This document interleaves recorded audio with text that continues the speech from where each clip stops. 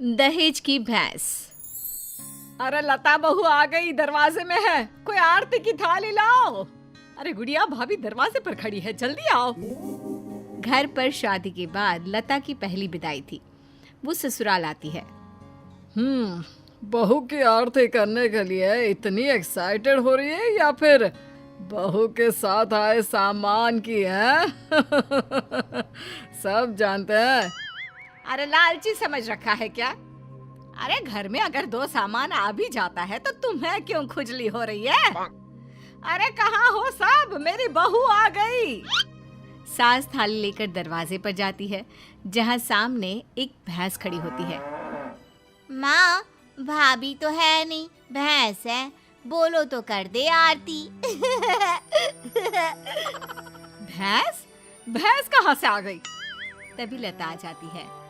वो क्या है ना, पापा ने कहा है कि जा रही हो तो भैंस भी ले जाओ, वहाँ ससुराल में लोगों को दूध दही का फायदा हो जाएगा ना। तो ले आए हम।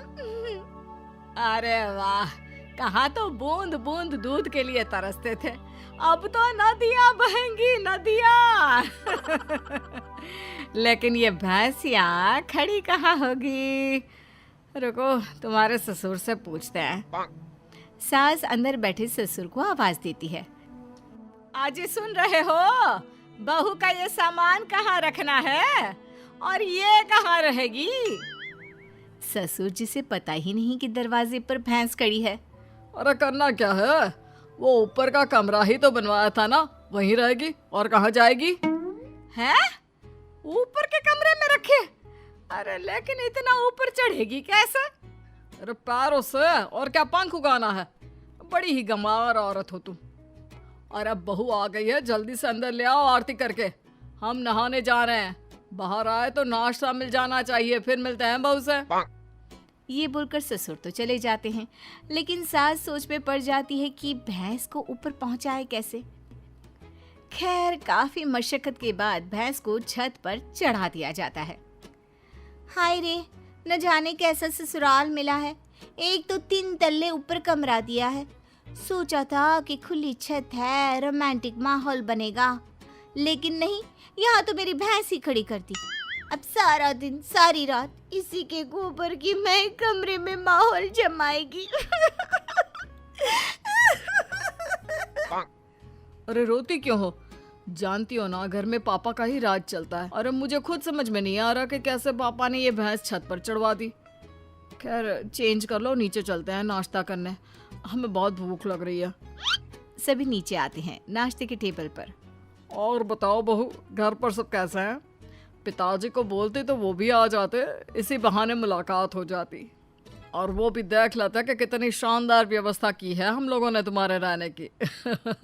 कमरा पसंद तो आया ना बेटा? हाँ पापा जी, बहुत। लेकिन वो भैंस। कौन सी भैंस बहू? वैसे भैंस से याद आया, तुम लोगों के मायके में तो भैंस ही भैंस है, तो कम से कम तुमने भैंस की सेवा, दूध निकालना, भैंस को नहलाना, ये सब तो सीखा ही होगा ना? बहू ससुर के सवाल से एक्साइटेड हो जाती है। सीखा? अरे हाथ में जादू है हमारे।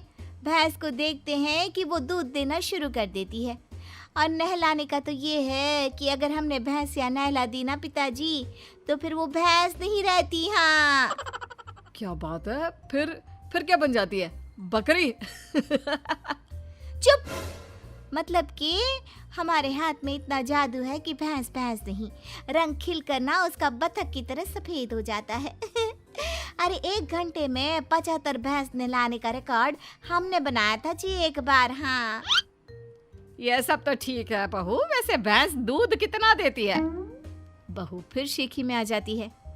वैसे तो क्या है ना माँ जी, देती तो सिर्फ 4 किलो सुबह और 4 किलो शाम को, लेकिन जब मैं दूध निकालने बैठी हूँ ना, तो प्रेशर में 10 किलो सुबह और 10 किलो शाम को देती है।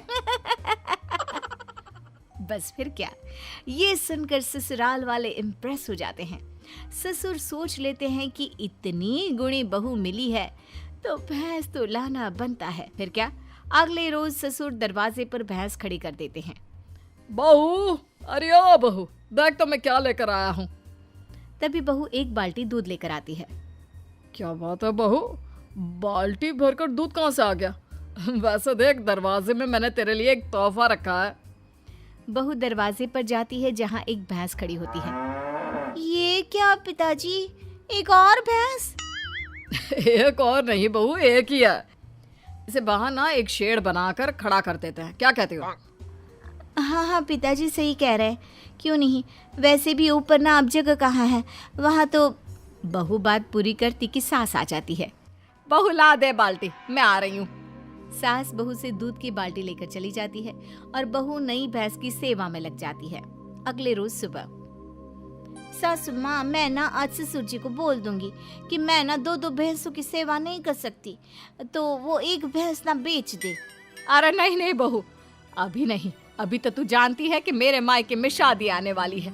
दूध के भाव कितने महंगे हैं, तो कुछ महीनों के लिए दोनों भैंसें संभाल ले, फिर बात करते हैं। अब बहू सुबह शाम छत की भैंस और बाड़े की भैंस की सेवा करती, उसे नहलाती, दूध निकालती और सास को देती। सास दूध का क्या करती ये किसी को पता नहीं चलता। फिर एक रोज, अरे बहू, मैं क्या कह रही हूँ, क्यों ना मैं एक और भैंस ले लूं। वो क्या है ना, घर में दूध कम पड़ रहा है। कैसी बात कर रही है सासू माँ, घर में दूध कैसे कम पड़ सकता है? इतना दूध तो खुद ग्वाला भी इस्तेमाल नहीं करता जितना हम और आप करते हैं। ना ना ना ना सासू माँ, एक और भैंस की सेवा करना मेरे बस की बात ना है। बहू का डायरेक्ट जवाब सुनकर सास को आ जाता है गुस्सा। अरे क्या बकवास कर रही है, मैंने जो बोल दिया सो बोल दिया, नहीं तो कर मेरी सेवा। आज शाम को कमरे में आ जाना और रात भर मेरे पैर दबाना। माँ जी, गला ना दबा दूं, भैंस पालने वाली समझा है क्या? अरे कौन से घर में छत पर भैंस खड़ी होती है, सारा दिन गोबर करती है और एक जगह खड़े खड़े भैंस की पीठ भी अकड़ गई है। तभी बहू की बात ससुर के कान तक आती है। क्या छत पर भैंस? अरे कौन से बेवकूफों के घर में छत पर भैंस होती है बहू, क्या तुम भी? हम लोगों के घर पिताजी, आप ही ने तो खड़ी की है ना मेरे कमरे के बाहर भैंस, सारा दिन गोबर करती रहती है। मैं कभी छत की भैंस देखो, कभी बाड़े की। हाँ? क्या? मैंने कब बोला? अरे जब बहू आई थी विदाई में भैंस लेकर, तब आप ही ने तो मुझसे कहा था ना। अरे गुड गोबर, मैंने बहू को ऊपर के कमरे में ले जाने को कहा था, भैंस को नहीं। हे भगवान, बड़ा पागल लोग हो। जल्दी उस बेचारे मवेशी को नीचे ले आओ। सास फिर बेटे के साथ मिलकर भैंस को नीचे ले आती है। मुझे पता होता कि छत पर भैंस है तो मैं ये दूसरी भैंस कभी ना लाता। पर माँ जी को तो पता था ना, उन्होंने आपको नहीं बताया। वो तो तीसरी भैंस भी लाने की बात कर रही है। अरे वो तो मैं दूध बेचने का बिजनेस करने की सोच रही थी, इसलिए। सासू माँ प्लीज ऐसा कुछ भी ना सोचा करे। भगवान।